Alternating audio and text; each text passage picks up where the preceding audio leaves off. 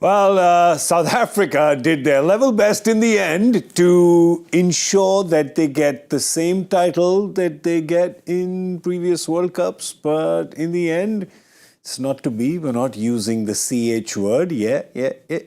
You know which one that is.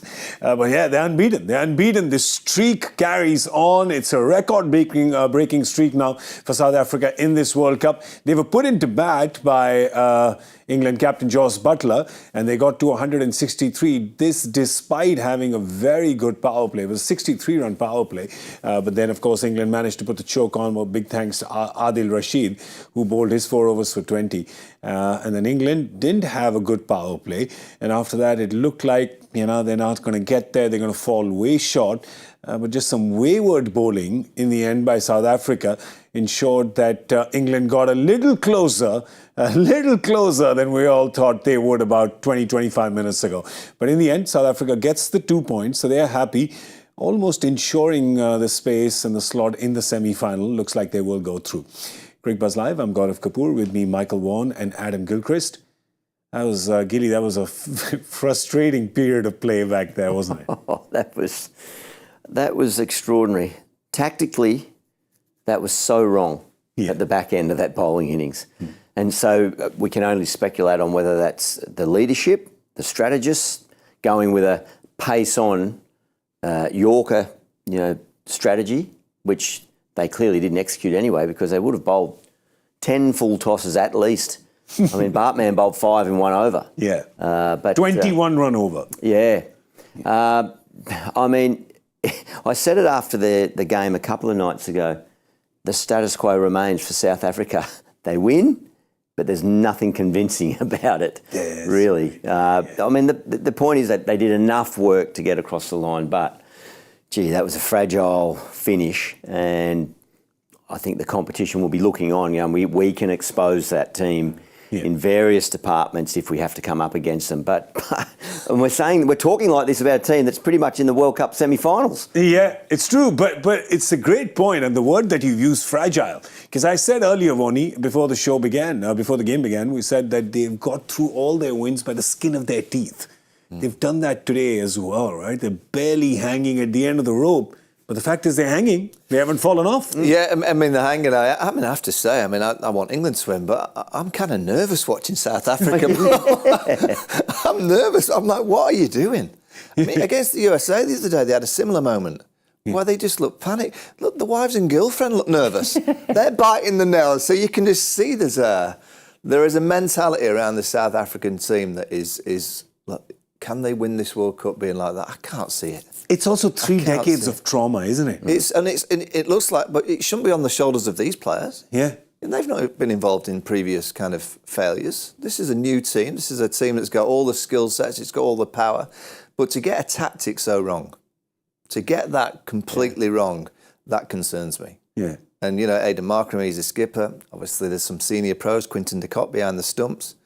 Maharaj has been around. Nokia has played the IPL for many, many years. Rabard has been around. You're not talking, Bartman's a young kid, really. He's coming into this team that surely someone walks up to him and saying, look, we don't care if you get hit for 6, but you're bowling slow balls into the deck. Because that's what got them into the game. Because if they hit you for 6 bowling slow, that is a fantastic shot. Being hit for 6 with a full toss knee high, that's not going to be a great shot. It's quite an easy shot for these England players. So I think England, in the end, they didn't start well with the bat. You could see it was a bit of a sticky pitch. I thought that partnership between Liam Livingstone and Harry Brook was outstanding. And it almost sent me with a little bit of confidence that, down the back end of the tournament, we saw Barbados yesterday, it's a dusty pitch. You go to Guyana or Trinidad in the semi-final, we know what the pitches are going to be like. The way that those two played on a slow wicket, if you go back to when England lost against Australia, it was a slowish wicket. It gave me a few concerns that England don't play that well on slowish wickets. They've given me, actually, even though they've lost, they've given me a bit of confidence going down the back end of the tournament. If they make it into the semi-finals, that kind of middle engine room, they've done enough out there today that I think teams will know that they can get over the line on a slow, dusty one. That's the thing with Harry Brook and Liam Livingstone are 2 players who haven't had much time in the middle, and today they got it.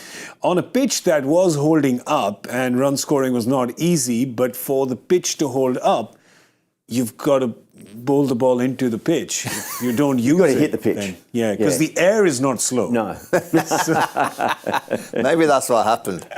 Maybe that was the message from the dugout. Look, the air suddenly got slow. So just use the air. Use the air. Take the pitch out of the equation. It'll come back. Breeze. They thought the strong breeze. It was just full toss after full toss. It was just watching it. We were pulling our hair out while watching it on television, and all of us, we don't have that much hair anyway. And let's be honest, Liam Livingstone, he got out to a full toss. Yeah, he did. And it was there, and his eyes probably just lit up. That's another one. That's the thing. We can maybe cut Bartman a bit of slack being a young player, rookie, inexperienced. Yeah, that's true. But then Rabada came on and went pace on as well. Yeah. He got very lucky with that one of Livingston. That's a knee-high full toss that he knocks up into the breeze. But, that was also Nokia, I've seen him a number of times in the IPL, and I saw it again today. When the batter's getting hot, and it's clearly boundary time in that partnership, and there was that over that Nokia bowled to Harry Brook, and he needed to go. And it looked to me like Nokia was just trying to bowl quicker, quicker, and then quicker, and quicker, and Harry Brook was going, boom, just deflecting it. Yeah. I'm just sometimes, they're winning, they've won every game, but I just think there's a concern there for South Africa that if they can learn from that quickly, clearly they can be a massive threat, but they can't win a World Cup bowling like that. It's about adaptability, and we had such a long chat yesterday about Jasprit Bumrah and how he adapts and how Pat Cummins adapts. Today, you've seen 37, 38 overs on this pitch. Then to be doing what they were doing in the end. And the reason we're harping on this so much is because the thing is that South Africa, they're unbeaten, right? The way they're playing, they should be favourites. But the reason why they've been counted below India, Australia, England, even the West Indies, right? People fancy the West Indies more than they fancy South Africa, is because of this reason. They are winning, but there's just some things that they do which makes you look at them and go, oh my God, it's those 3 decades of trauma that are coming back again for South Africa. Right? Yep.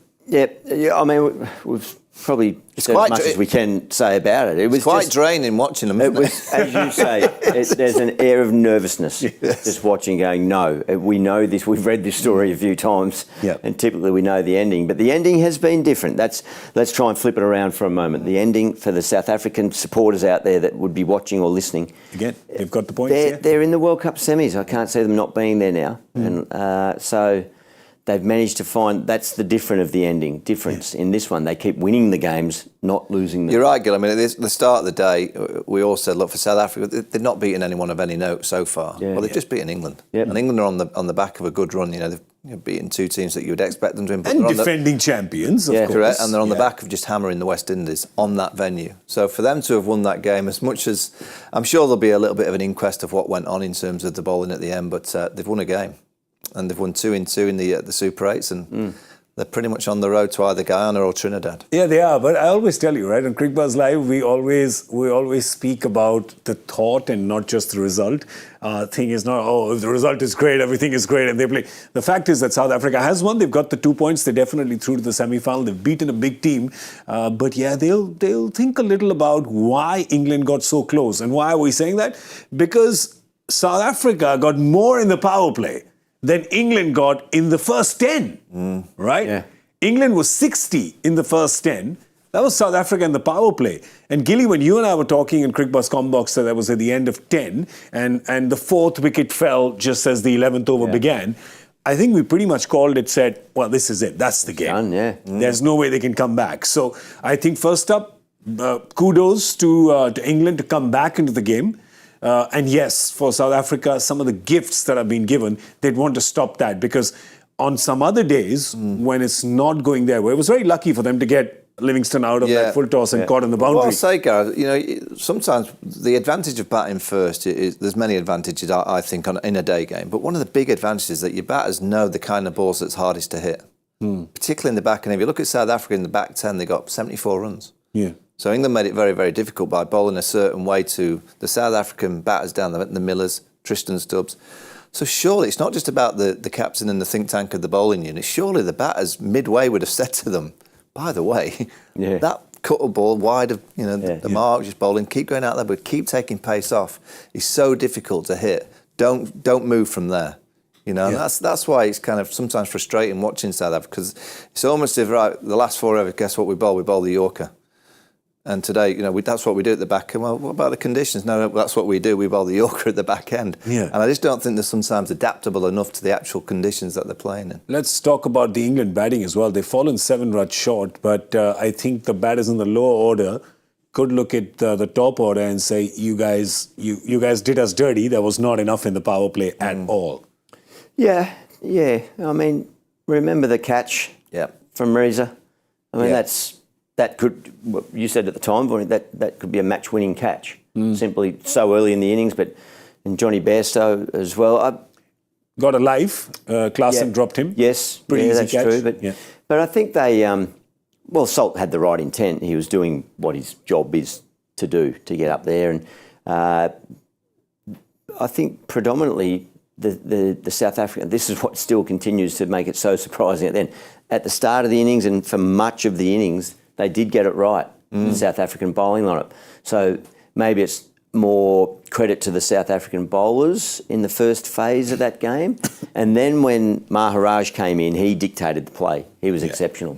Thought he did a terrific job. We expected on that track he was going to be a bit of a challenge, but he did extremely well, and he set the game up. He handed that over to the seamers on a platter and said, okay, just close that out now. So that's a really big positive. But back to the England batting, you can't rely on an opener every time. That's the nature of the beast, particularly of that style of play. We spoke about that in pre-game, didn't we? He hits every second time he bats, he hits a 6 or a 4, but there's going to be days when that just doesn't work, doesn't come off. So they've got to be able to build around that. And it was a pleasing finish. So there's positives there for England in that regard. When you look at the surface, do you think that maybe South Africa got it wrong by not playing or by dropping Shamsi? No, I don't think so. I think if you actually look at South Africa's display, for the first 6 overs of batting, they were outstanding. Yeah. For the first 15 overs of bowling, they were outstanding. Absolutely high class, good in the field, apart from that one drop from Klaasen. So I just think it's identifying that if I'm noticing it, we're all noticing it in a green room in Mumbai, that their faces dropped. The captain's body language actually looked a little bit tense. As I said, the wives and girlfriends, they're panicking. The coaching staff are panicking. You can't win a World Cup by having that kind of mindset and that kind of mentality. So and I'm sure they will. They'll sit down and kind of discuss that last period of, we want to win a World Cup and be the best team. And this is, I've said right from the get-go of this time, I think it's the hardest World Cup to win. Of all the World Cups, and there's many, we have one every year pretty much. Over the last 6 or 7 years, seems to be a World Cup every year. I think this is the hardest one because there's so many good teams. There's real high quality, and I think these pitches now are going to test, particularly the likes of South Africa, England, and I think Australia. I think the pitches are certainly going to suit India, going to suit the teams that have all the mystery spin and all the kind of ability to play on the slow, low pitches. But South Africa, for 60% of that game, were as good as you can get. It's just a 40% tweak. And if they can get that right, they're going to be a big threat going forward. Yeah, it's such a good point that they were brilliant for the first 15 overs of the bowling. It's just that when it comes down to the crunch, and like I said earlier, it's the 3 decades of World Cup trauma. But good point is that none of these players, I think most of the players weren't even born when 1992 happened with Duckworth Lewis. There was 1999, that drop catch. Sure, but so they need to shake that off. I don't know what the narrative in South Africa is around that, or maybe the narrative in world cricket is about that, but they'd do well to shake that off. But we were talking about Keshav Maharaj. How good was he today, though? He was fantastic, Keshav Maharaj. No, he's been economical throughout this tournament. The captain bowled himself just that 1 over. I wonder how tempted he may have been just to go again. And we see some captains get lured in the power play to try to squeeze that extra over of finger spin or a surprise element. But on reflection, he might say, well, those conditions were right. For him to go again. It was his main spinners getting the job done. The English spinners got the job done, so that might be another sample of just a bit more flexibility, a bit more preparedness to take a risk, and live and die by that. Whereas he chose not to. But that's a great word, the risk. Just don't worry. I know it's easy for us to don't worry about losing. Just worry about the skill set. It's a good point. Does it seem though that some teams, and again, I mean, it's your opinion on this, is some teams seem to be a little more scared of losing than others? Yeah, I generally think, and that's why I've been impressed so much with England since around 2016, because it almost looks when England plays that losing's going to happen. You're going to lose, but it's not the be all and end. It's about just playing the best style and the best brand of cricket. Be aggressive. And well, it changed the moment they got knocked out in 2015 in Australia. Yeah. So from that moment, it was 2016 onwards. England have had, and look, the 50 over World Cup here. They weren't the England that we know. And I thought today they showed a little bit of a glimpse of what we've loved about the England white ball team for a while, because they weren't in that contest, and all of a sudden, push, they started hitting the boundaries. You can just see the momentum. Yeah. And you can see the flow. Harry Brook played great. It's his first T20 international 50. He'll be gutted that he's not got England over the line, because he would love to have got that moment. But as I said, South Africa, England, I at this stage would expect both of them to get through. I think the West Indies have got a real hard ask now. They're going to have to obviously hammer the USA, and then they're going to have to beat a South African team that's almost got a bit of a free hit in the last game, you'd think. Yeah. And they might play their best cricket when they're in that kind of position. Yeah, they might play that no fear of losing kind of. I know it sounds a little counterintuitive, right? But when you don't care that you're going to lose, it's actually positive. It's not a negative thing. It's actually a positive attitude. Yeah, they probably need to, South Africa, if they can get to a final, they'll probably play the perfect game, because there's nothing after it. Yeah. It does not matter if you lose that, because you've got as far as you can go anyway. I'm telling you, I'm not a South African fan, but I like a lot of their players and a lot of people over there. But in the semi-final, I'll be watching that behind the curtains. Yeah. Be hiding behind the players' wives who are chewing their nuts. Is it finished?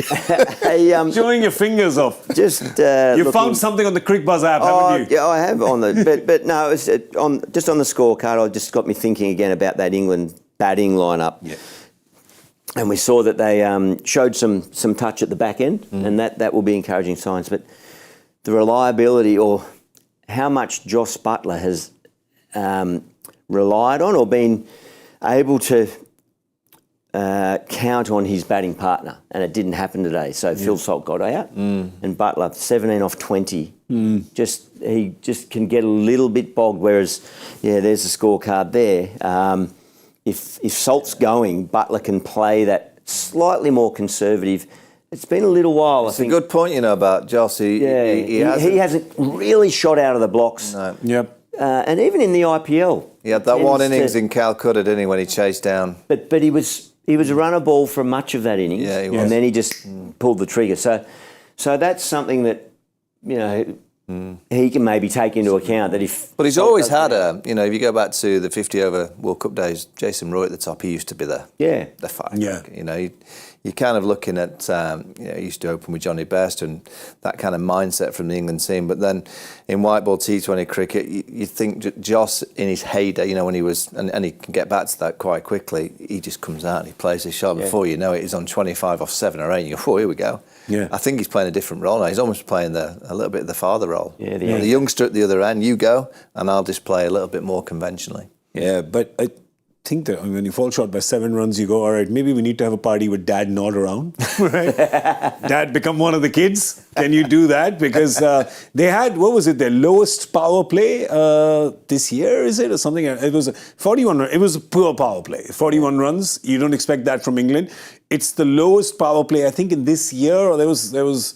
I think you guys will just look that up for me. And it's their lowest power play in a long time. It's something that stood out. So Johnny Bairstow and Joss Buttler will both look at that and say, yeah, of course, South Africa batted well, but we got to get, suddenly you get a 50-run power play and this whole game changes, right? Because they've fallen 7 runs short and you put some more pressure on the opposition team. And we saw what happens when you put South Africa under any pressure. You put any team at this level under any pressure and, there's a strong chance that they will start to crumble. Well, today South Africa's got those 2 points. That means they're at 4 points. They're unbeaten in this World Cup.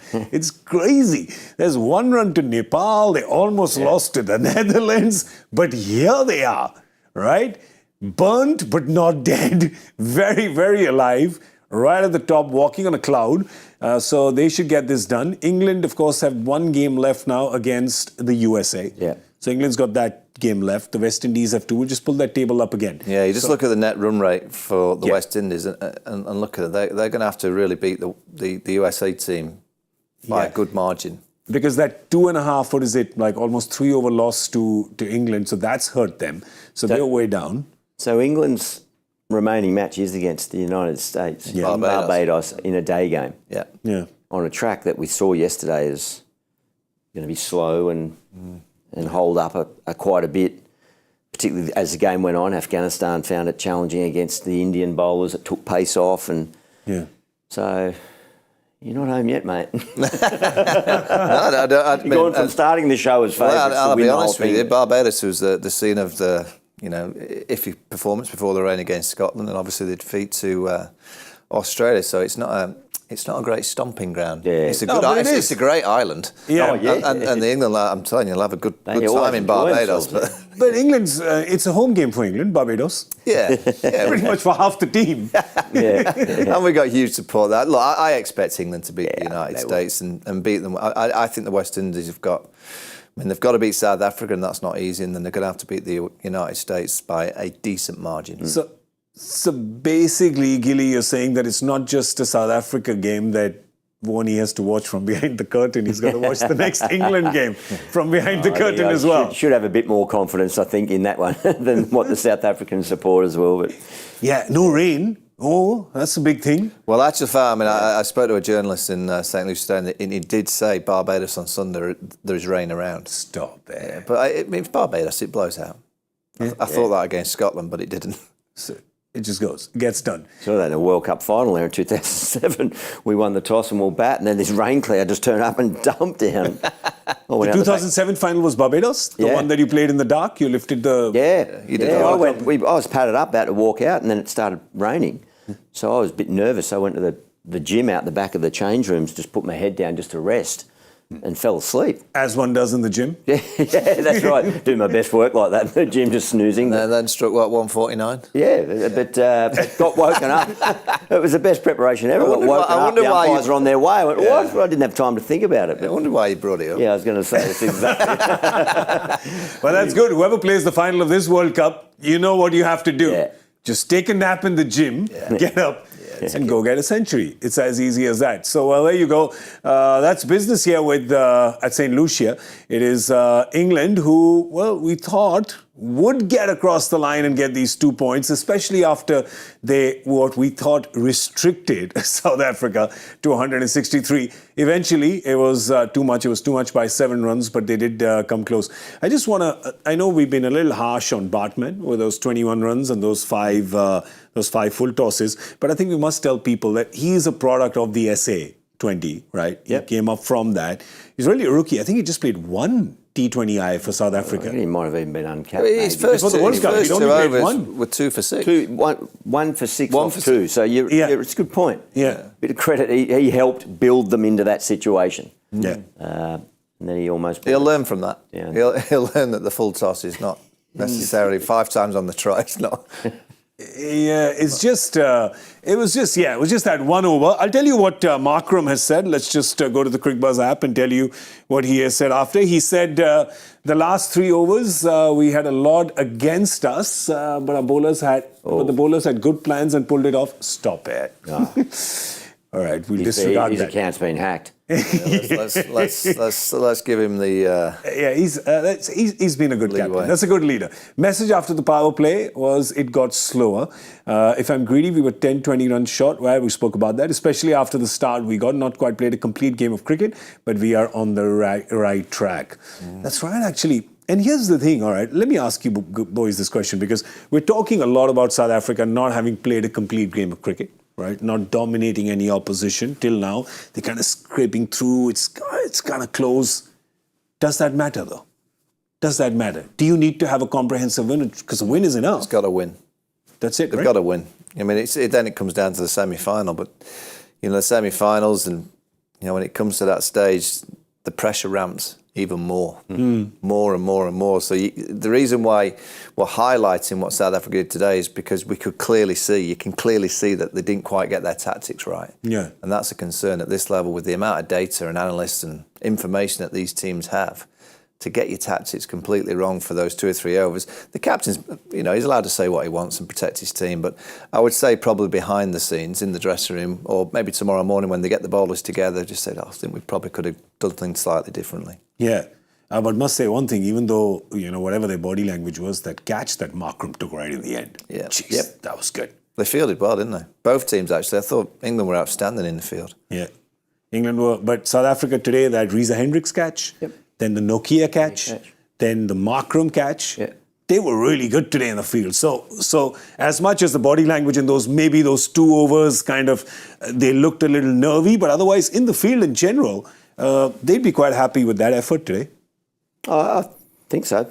Reading those comments or hearing those comments from the captain, he's saying exactly what you just said. We haven't played the perfect game, but we're still standing up. We're not just still in. They're in the contest and they're confidently in it. So that hopefully they can analyse that and learn from it. But a winning feeling is better than a losing feeling. Yeah, that's right. Absolutely. Even if you win by 1 run. Yep. They won by 7 today and they beat the defending champions. So more good than bad, but then that's for every team. There's no such thing as a perfect game, is there? Well, let's look at the game that is being played tomorrow. Tomorrow, this time in the evening, which is tomorrow morning in the West Indies. That's in Antigua. India playing Bangladesh in their second Super 8 encounter. India, of course, won the first one against Bangladesh. That was day before yesterday. This is the second game. Bangladesh, who just played 30 minutes ago against Australia. Played when we were having breakfast this morning.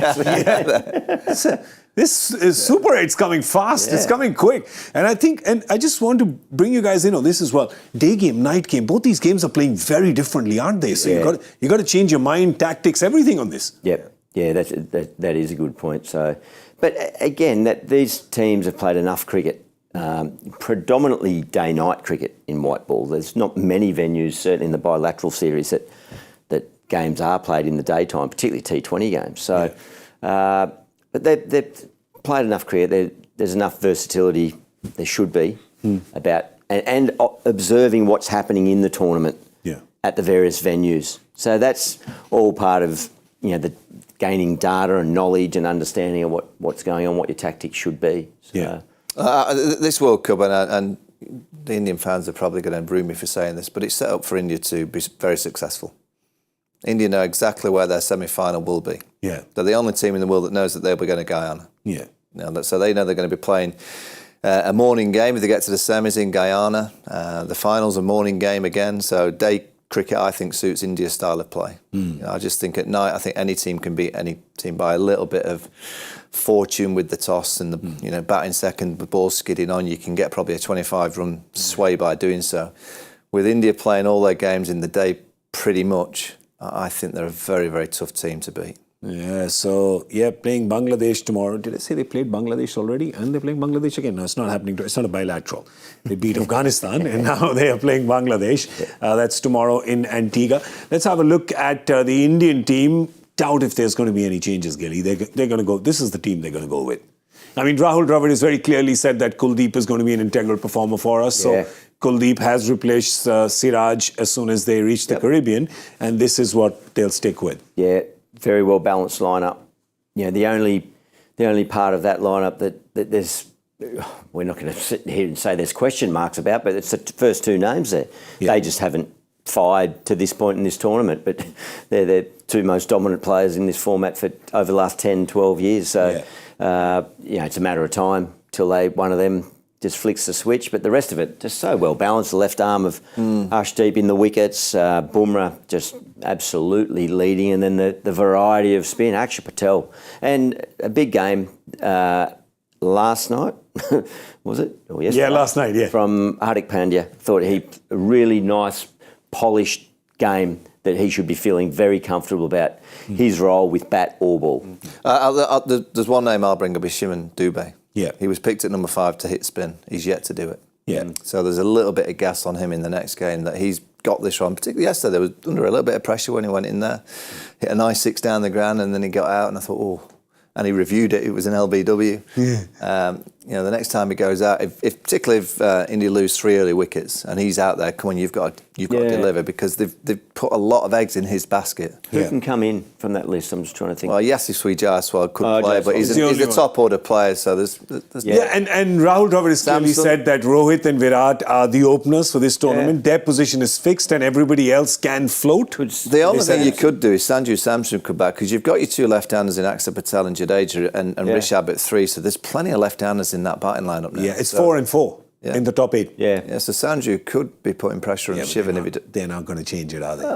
We'll wait and see. If he has an iffy game the next game, he may come under pressure. I mean, Sanju was in great form in the IPL. Yeah, true. And he's a quality player of spin, which is what it's going to be about, going through to the obviously the semi-finals and the final. We've seen the pitch in Trinidad. We haven't seen the pitch in Guyana. We've seen the pitch in Barbados, and it's all going to be about playing spin and how you play the cutters. Yeah, we have to see. I mean, it's also, I think none of the surfaces India's played on so far have been you've not had total. Shivam Dubey said that style of play has not been required so far, so I've not done it. But the fact is that he has got out early. There was one game, of course, that they played up in New York State where he did stick around and he got some runs with Yesterday Surya. was his first kind of spin wicket, if you like. Yeah, that was the first spin wicket. He hit that one big 6, I remember. That was it, but then... Straight down the ground. Yeah, straight out over the bowler's head. But then he got out. He will get a lot of spin in Bangladesh tomorrow. The good thing is that even though the openers haven't got runs, India's won every game, right? Yeah. So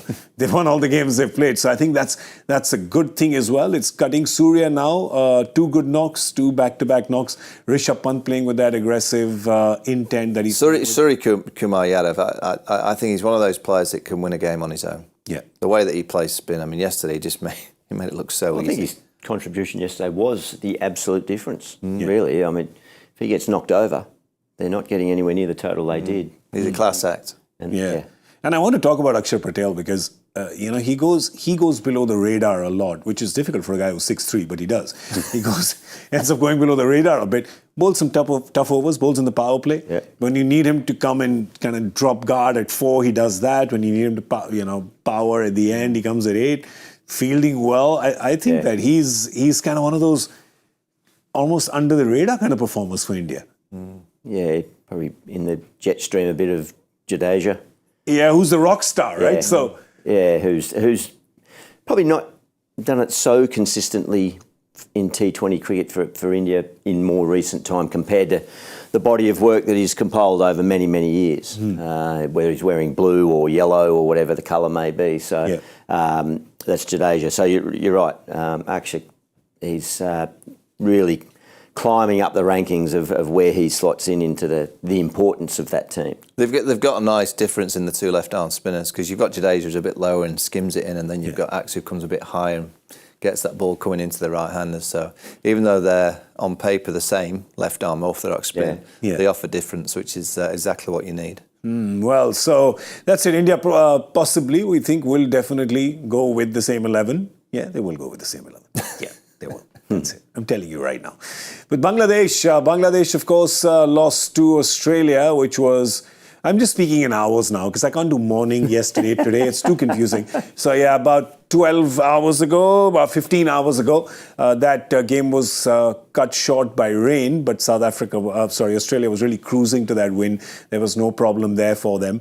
But let's look at the Bangladesh team. And I think the one name that definitely popped up from their spinners, the young spinner, Rishad Hussain, picked up 2 wickets, the leggy. He's good, yeah. He was good against Australia today. He picked up the 2 wickets that fell. Yeah, he was. They were all a bit under siege. David Warner hit the ball nicely, and the pressure was always back on Bangladesh after a subpar total, around 140. So there were always going to be a bit of pressure on. The Fizz, that'll be interesting to see how he comes back. He got a little bit of tap, couple of overs for, I think, 22 he went for. So he'll need to try and make an impact and try to be a bit of a leader. Where's the game being played? Antigua. Yeah. Saviv. So I'm trying to... Well, the spin... Again, Bangladesh, a bowling lineup from Bangladesh is going to be reliant on spin heavy. Shakib Al Hassan he didn't bowl, but certainly in the batting side of things hasn't really fired up yet. So Yeah. I said it the other day about Afghanistan playing India. I just think India have this kind of impact on the subcontinent teams. I just think they've got a mindset when they play the likes of Sri Lanka, Bangladesh, Afghanistan, Pakistan, and I think these teams struggle to play against India. It's 12-1. Yeah. I think Bangladesh has only beaten India once in T20 cricket. Really? As many as that? Well, Bangladesh have good skill sets. They've got pretty much everything covered. But, when you put it next to what India have, India just have better skill sets. But with that, they've got a real strong mentality. And, you look at Mahmudullah, Shakib Al Hassan, very experienced pros. And, for them to put up a fight against India and put them under pressure, you'd have to fancy that all the senior core of that team are going to have a day out. Yeah. Well, today, the game against Australia, Shanto, the captain, got some runs. Hridoy has got runs. He's been in good form leading up to this World Cup as well. So if you had to choose a player to watch out for Bangladesh, who would it be? Shakib Al Hassan. Shakib. Yeah, the old fox, yeah. Well, you have an entire country hoping with you that happens because it hasn't been happening so far. For you? Yeah, as I said, Mustafizur Rahman, I think he needs to show all the skills and that we see in IPL and that experience of being exposed in amongst a bunch of cricketers he's played a bit against through that process. So he needs to stand up there. He will look at USA and say, oh, there was a left-arm opening bowler there who got Rohit and Virat both. Maybe I can do that for Bangladesh. All right, for India, player to watch out for. Sky. Good call. Yeah. He's in great form. A youngster who's got a big future ahead of him, I reckon he'll go all right. Virat Kohli? Yeah. Just starting out. He's due. Love it. All right. We don't need to look at the guessing game, so we'll just look at the joy factor question. There was no movement in the guessing game. There was nothing. Well, there was downward movement. It's a percentage. So, which T20I record does Ajinkya Rahane hold for India with Ishan Kishan in second place? The answer is, we have no idea. So bring the graphic on. Highest score on T20I debut. All right, that's interesting. All right. Second. Got to be a real boffin to get that one. 56 for Ishan Kishan. Right. So that's why he's second. Let's see who got this right. The first person to get this incorrect was Abhishek Kalur. Well done, Abhishek. Congratulations to you. And well, okay, fine. Show the. I'm guessing I'm going to be relegated by Monday. Be off the list. Let's have a look. Let's see the chart. Let's see the guessing championship. Simon Doole's gone up top. Oh, hang on. Oh, wait a minute. Man, I've fallen below you. We didn't need to see that. You have? You'll hear bottom of the league. Oh, both Manoj Tiwari and... How did Manoj Tiwari fall below? Often the Aussies come bottom, but... One second. Was he... Fight back. I had a great start. I got a hat-trick. Manoj didn't even play today. Manoj wasn't there today. How's he fallen below? That's... I think we need an audit of that number. But you are on. I think you and Manoj are just a pair now, like Cheech and Chong. Yes, right. Very relaxed characters. Yeah, we'll just chill out. So what can I say? So we are in the Caribbean, of course. It's a joint effort. Absolutely. So Dooley stays on 40% now till the end. Is that right? Has Dooley got another game? Yes. Yeah. So that 40% is what you have to be. 40 Come on. There must be some kind of drop off if you're not on the shows. There must be an element. Turn up. Yeah. Do you think we should just get him to put a guess in even though he's not on the show? And then just keep demoting him? Yeah, let's try that. Yeah. How many days has he been on? Because we do have a cutoff. It's supposed to be on for... You've got to have a certain minimum you've got to have of 3 days. Yeah, you've got to have a certain amount of hits to get the average. Yeah. Yeah. Let's just get a big black... Let's put that screen back up if we can, please, just to have a good close look at it. Let's just get a big, thick black marker pen and just put a line through his name. Look how smug he looks as well. Look at him there. Yeah. Got the hands in the pocket. Ooh. Old Julio there. Don Julio. Yeah, well, now we're talking. Is it that time already? It's midnight. It is. Okay. Come on. That's it. We've just gone from joint effort to Don Julio. Well done. We've done well. All right. It is midnight. This World Cup just doesn't end. It just keeps going on and on. on. But we'll be back tomorrow, 7:30 p.m. Indian Standard Time. That's going to be before the India-Bangladesh game that's happening at Antigua. So we will join you then on Cricbuzz Live. I want to thank Club Prairie for lending us Michael Vaughan and Adam Gilchrist for the night. Thanks, boys. Thank you very much. I'm Gaurav Kapur. You were watching Cricbuzz Live. We'll see you tomorrow, Hindi and English at 7:30. I'm on the Hindi show tomorrow. On the Hindi show. Bye.